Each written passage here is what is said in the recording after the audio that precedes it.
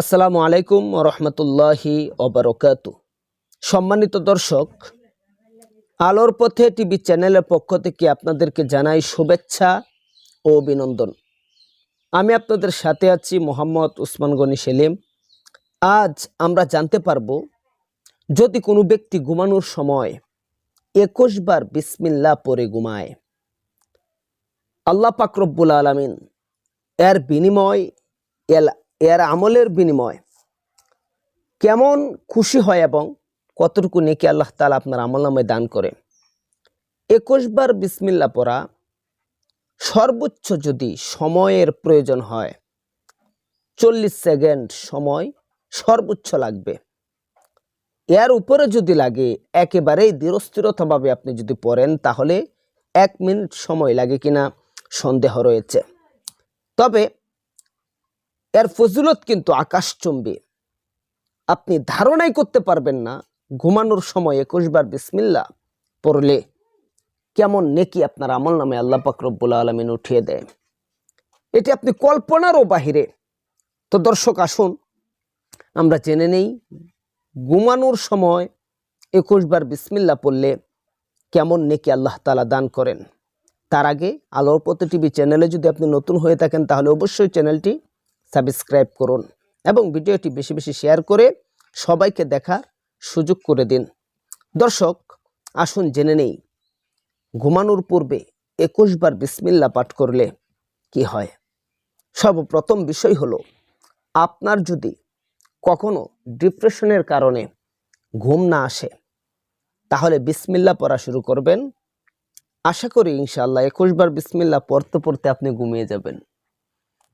দ্বিতীয়ত উপকৃত হবেন আপনি।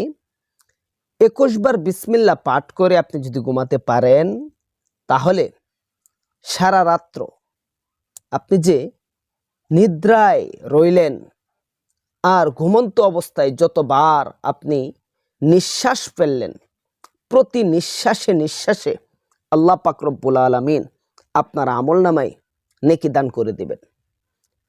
একটা মানুষ সর্বনিম্নও যদি ঘুমায় 6 ঘন্টা ঘুমের জগতে সে থাকে, অর্ধমৃত অবস্থায় থাকে। আর 6 ঘন্টাতে সে যে কত লক্ষ বার তার নিঃশ্বাস ফেলে, এটা আল্লাহ তাআলা ব্যতীত সঠিক পরিসন্ধান আর কোনো বিজ্ঞানও দিতে সম্ভব নয়।